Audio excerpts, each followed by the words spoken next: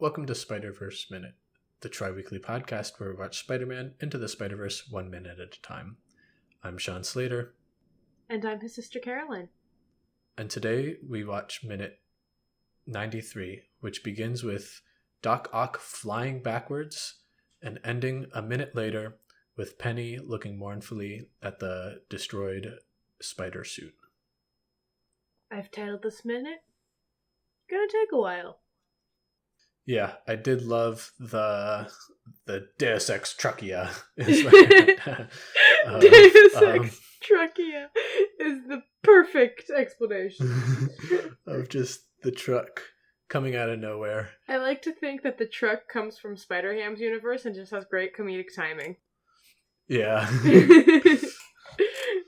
There was a version of this where when she looks into the multiverse and was like, that looks cool, and just jumps into it. And so that's how she's quote unquote taken out, is that she just leaves and it's like, I'm gonna go look at this stuff. Yeah.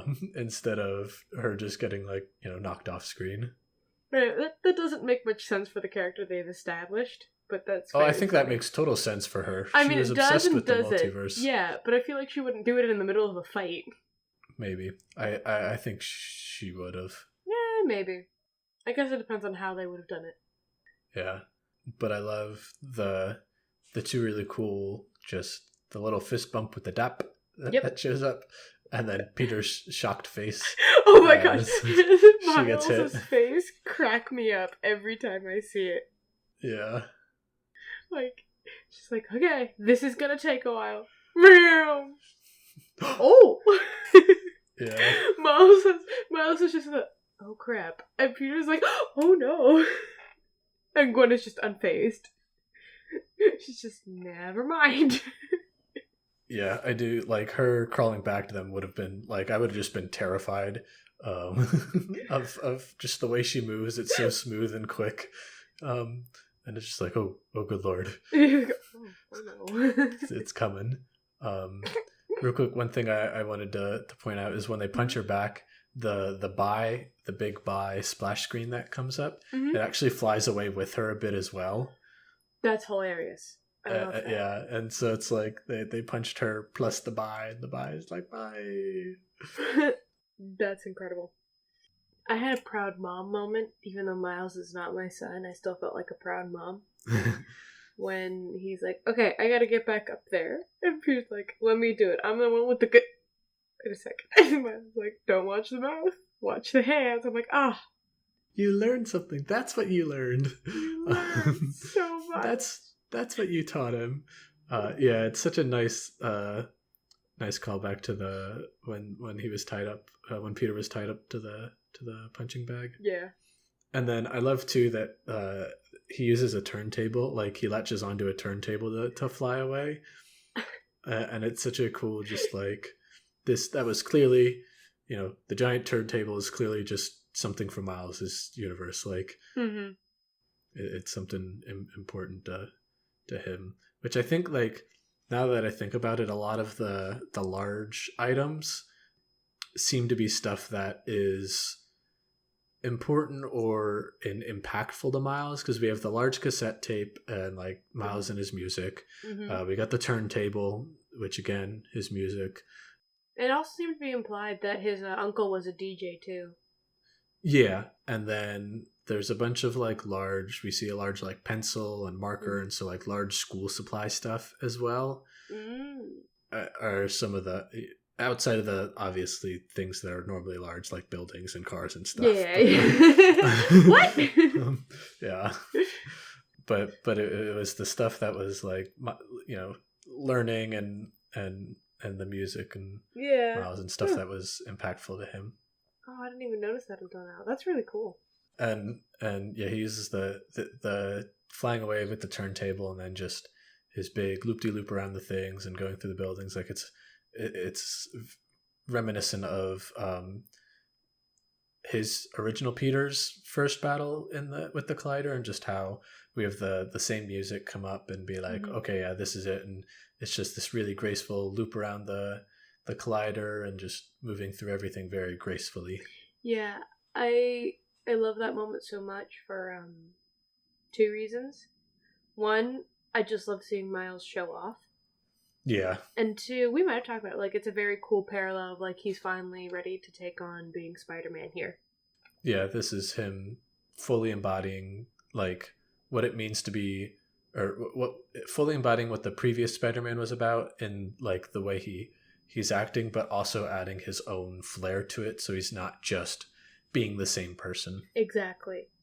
So, did you hear at the very end of that flying montage? Did you hear a dolphin? Yeah, we see the dolphin chirp, and you can see it in the corner as well. There's a little dolphin jumping up. Okay, I did not see the dolphin, but I heard it. Yeah, and that's a Easter egg to Phil Lord's and Chris Miller's cartoon that they worked on in the early 2000s, Clone High, which in each of the episodes of the show there was a dolphin somewhere in it. It was only 13 episodes, but in all 13 of them there was a dolphin in it, and so they stick that as sort of just in all of their movies and stuff now that they work on. They try to stick a dolphin in there somewhere. I love that. I love little things like that. It also made me think a bit of Hitchhiker's Guide to the Galaxy, and the like the so long and thanks to all the fish with the dolphins leaving Earth before it's destroyed. But yeah, it reminded me of them like trying to escape and then getting trapped and caught in this. And like, well, time to leave this Earth. It's getting destroyed. Let's go through the multiverse. And then the other cool thing was just as with this whole little sequence here that Miles is flying through is the way he does the flying through the two buildings as they're like closing in on him. It's such a cool, like it looks like he's almost running the luge. Yeah, or is it Skeleton? The other one that's very similar to that. I can't remember the name of it, but yeah. But yeah, that sport where they're just on the really tiny sled going down the hill really fast, and it looks like he's in that same exact kind of position as he's shooting through there. And like I kind of wish that was used more. Like it makes a lot more sense from a like safety perspective instead of flying headfirst down, as if people did that more often. But that was just like I think in this part of the battle sequence, I think that's my favorite shot, is him flying through the buildings and then just launching out on the other side and swinging around. Yeah, it's such a cool moment, and like you get the adrenaline of having the buildings getting really close together as well and almost crushing him. Yeah. Yeah, and then I love at the very end when he's finally on the ceiling. He's just like, that was crazy. Yeah. Yeah, it's nice that he acknowledges it as well. Like, it's like, oh, okay, you're aware. And then Peter just is looking up like, we taught him that. And Gwen just calls him and goes, I didn't teach him that. I don't know for sure you didn't. Yeah.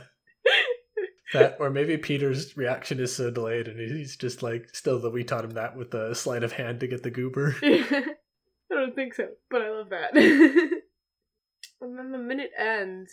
Yeah, it ends on a downer. Why would they do this to us? Because they love making us cry. Do you not remember my previous minute title? Yeah. It's such a sad moment when Penny is just standing over the mecha corpse, I guess, of Spider.